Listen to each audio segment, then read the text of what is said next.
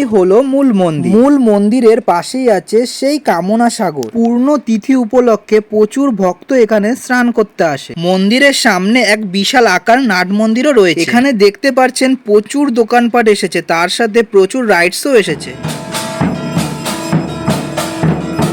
High, good evening বন্ধুরা, কেমন আছো সবাই? আশা করি তোমরা সবাই অনেক ভালো আছো। অলরেডি ভিডিও থাম্বনেল থেকে বুঝে গেছো কোথায় আসছি।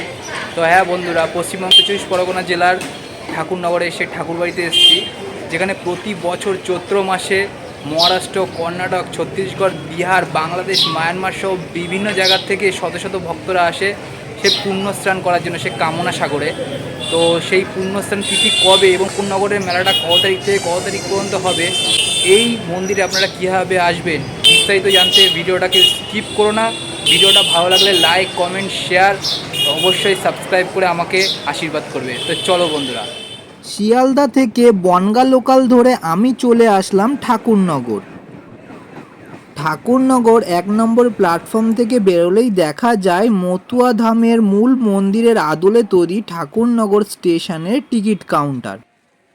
টিকিট কাউন্টারের সামনে দিয়ে সোজা এগিয়ে এসে ডান দিক দিয়ে 10 মিনিটের হাঁটা পথে আমি পৌঁছালাম ঠাকুরবাড়িতে। প্রথমেই বলি বারুনি স্নান 2024 সালে কবে হতে চলেছে। মধুকৃষ্ণা ত্রয়োদশী শুরু হবে 23শে চৈত্র 1430 বঙ্গাব্দ, 6 এপ্রিল 2024 ইংরেজি। শনিবার দিবা ঘটিকা সকাল 7:23 হইতে শেষ রাত্রি 4:59 মধ্যে।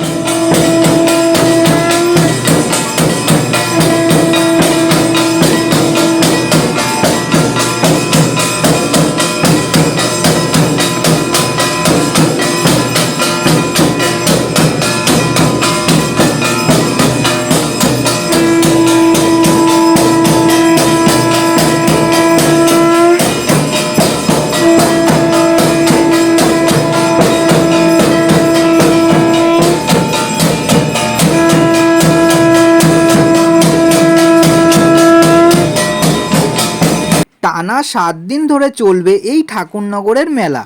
ওপার বাংলা ও এপার বাংলার কয়েক লক্ষ মানুষ মিলিত হয় এই মেলাকে কেন্দ্র করে। আকাশে বাতাসে ডাঙ্কা ও হরিধ্বনিতে মুখরিত হয়ে ওঠে চারিদিকে। কয়েক লক্ষ ভক্তের পন্দলিতে এই নগর হয়ে ওঠে পুণ্যধাম। মন্দিরের একদম সামনেই আছে এক বিশাল আকার নাট মন্দির। নাট মন্দিরের ভেতরে খুব সুন্দর সুন্দর নীতিকথা লেখা আছে, যা হরিচাঁদ ঠাকুরের মুখ থেকে নির্গত।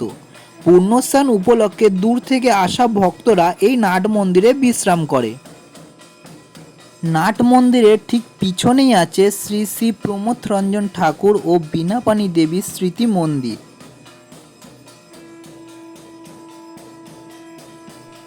আর তার ঠিক পাশেই আছে সেই কামনা সাগর। পূর্ণতিথি উপলক্ষে লাখো লাখো ভক্তরা এখানে স্নান করে।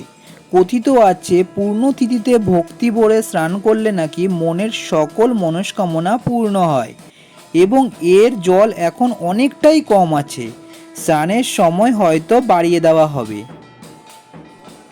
আর এই পাশে আছে অল ইন্ডিয়া সর্বভারতীয় মতুয়া সংগঠনের কার্যালয়, আর এই দিকটায় আছে বীণাপাণি স্মৃতি ভবন। মূল মন্দিরের পিছনেই আছে গুরুচাঁদ ঠাকুরের একটি মন্দির। এই মন্দিরে রয়েছে গুরুচাঁদ ঠাকুরের মূর্তি। হরিচাঁদ ঠাকুরের পরেই এই ধর্মকে সবার মাঝে ছড়িয়েছেন গুরুচাঁদ ঠাকুর। শিক্ষার দিকে কিন্তু তিনি খুবই নজর দিয়েছেন।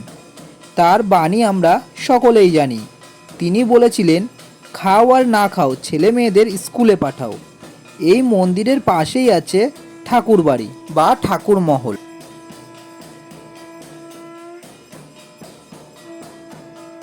মূল মন্দিরের ভেতরে চলে আসলাম। এখানে হরিচাঁদ ঠাকুরের সাথে মা শান্তিমাতা বিরাজ করছে। হরিচাঁদ ঠাকুরের মতে সংসার ধর্ম পালন করেও ধর্ম রক্ষা করা যায়। শ্রী চৈতন্য দেবও এসেছিলেন, তার সাথে অনেকেই এসেছিলেন, তারা কিন্তু সন্ন্যাসী হয়েছে। তবে একমাত্র হরিচাঁদ ঠাকুরই যিনি সংসার ধর্ম করে ধর্ম রক্ষা করেছেন, ধর্মের বাণীও প্রচার করেছেন। বন্ধুরা দেখতেই পাচ্ছেন রাস্তার ধারে মেলা প্রায় বসেই গেছে। এই ছিল আজকের ভিডিও। তো বন্ধুরা, ভিডিওটা কেমন লাগলো অবশ্যই কমেন্ট বক্সে কমেন্ট করে জানাবেন।